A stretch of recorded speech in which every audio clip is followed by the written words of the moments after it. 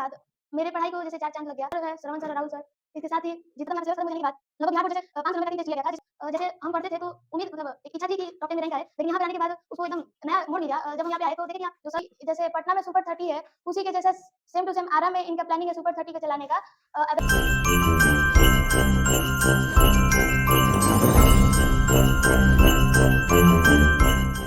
लड़की दिख रही है ये, अब इनको कुछ कहना नहीं है, इनको कौन नहीं जान रहा है। ये पूरे बिहार में all over matric Bihar board परीक्षा 2023 में इन्होंने 5वां स्थान प्राप्त किया है, जो कि हमारे इंस्टीट्यूट ऑफलाइन की छात्रा है शालिनी कुमारी।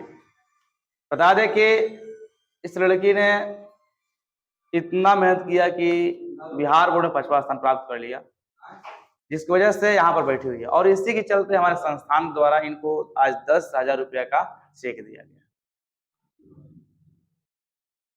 इसके अलावा बहुत सारे छात्र छात्राओं को सम्मानित भी किया गया है, साइकिल वगैरह दिया गया, कप दिया गया और पैसा दिया गया। तो बहुत सारे छात्र छात्राएं हैं। हम जरा सा इनसे सुनेंगे और आप लोग बड़ा ध्यान सुनिएगा कि 5वां रैंक यानी कि पूरे 16,40,000 समथिंग लड़के में 5वां रैंक लाना कितना कठिन होता है, कैसे मेहनत किया या यहाँ तक आप पहुंचे, जरा सा जल्दी तो बताएंगे। मेहनत जैसे सब करते हैं स्टार्टिंग में वैसे ही किया गया था मेरे द्वारा। सबसे पहले स्कूल था, तो स्कूल में जितना पढ़ाई हुआ, पढ़ाई के बाद जब हम यहाँ पे कोचिंग में आए एसके साइंस क्लासेस आरा मौलाबाग, तो यहाँ पे पढ़ाई का एक नया ही मोड़ आ गया। यहाँ पे मौलाबाग में आने के बाद मेरे पढ़ाई को जैसे 4 चाँद लग गया। जैसे हम पढ़ते थे तो उम्मीद मतलब एक इच्छा थी कि टॉप 10 में रैंक आए, लेकिन यहाँ पर आने के बाद उसको एकदम नया मोड़ मिल गया। जब हम यहाँ पे आए तो देखे कि आप जो सर है श्रवण सर और राहुल सर, इसके साथ ही जितने भी लोग जुड़े हुए इस संस्था से, उन सभी का इतना संघर्ष रहा, इतना ज़्यादा मेहनत रहा कि जिसके बल पर आज बिहार बोर्ड में इनके कोचिंग से 2 बच्चों ने, साथ ही कई बच्चों का 450 से प्लस आया है और 90% से ऊपर मार्क्स भी आया है।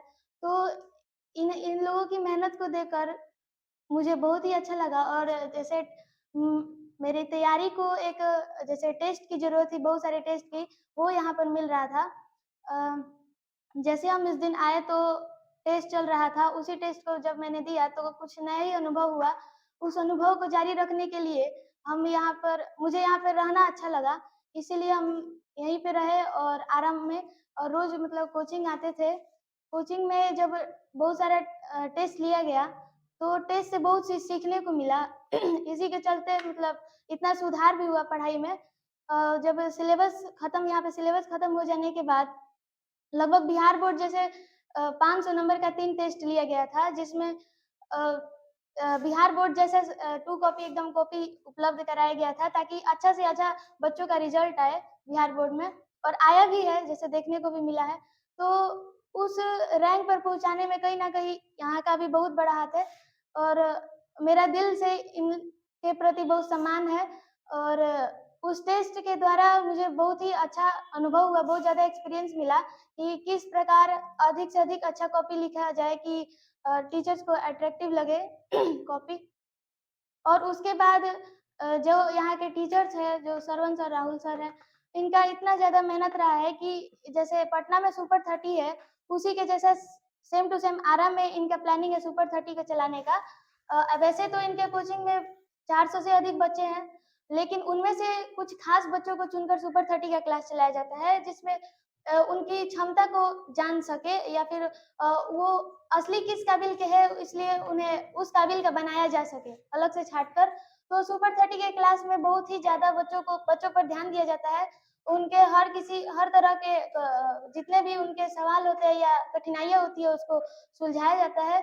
और सुपर 30 का एक अलग ही बात है, उसी के बल पर इतना अच्छा रिजल्ट भी आया है इस कोचिंग से। तो हम यही कहेंगे कि जैसे ये टीचर्स अपना मेहनत जारी रखे अभी तक, वैसे ही ये लगातार करते रहे और इनका मेहनत आगे ज़रूर रहेगा और हो ना हो भविष्य में इस कोचिंग का बहुत बड़ा नाम होगा। ये कोचिंग ज़रूर ही प्रगति पर ही आगे चलता रहेगा। अच्छा, कुछ लड़कों का सवाल होता है ये कि बोर्ड एग्जाम की जो तैयारी है हम शुरू से करें या 3 मंथ पहले करें, आपने बोर्ड की जब तैयारी मतलब कब से शुरू से की थी या 10th के जो अंतिम 3 महीना होता है उस समय की थी बढ़िया से? मेरी जो बोर्ड परीक्षा की तैयारी थी वो स्कूल के जैसे अप्रैल से स्कूल स्टार्ट होता है तो अप्रैल से ही हुई, ना ज़्यादा पहले ना ज़्यादा बाद में टाइम पर हुई। तो ये ज़रूरी नहीं है कि बहुत पहले ही स्टार्ट कर देने से बेहतर होगा, लेकिन हाँ, आप पहले कर रहे हैं तो सही है, लेकिन समय पे करना बहुत ज़रूरी है, ना कि लेट करना। तो अगर आप समय पे भी तैयारी शुरू कर दे रहे हैं और उसमें लगातार आप है रेगुलरिटी बनाए रख रहे हैं, तो निश्चय ही आपका रिज़ल्ट बहुत ही बढ़िया आएगा।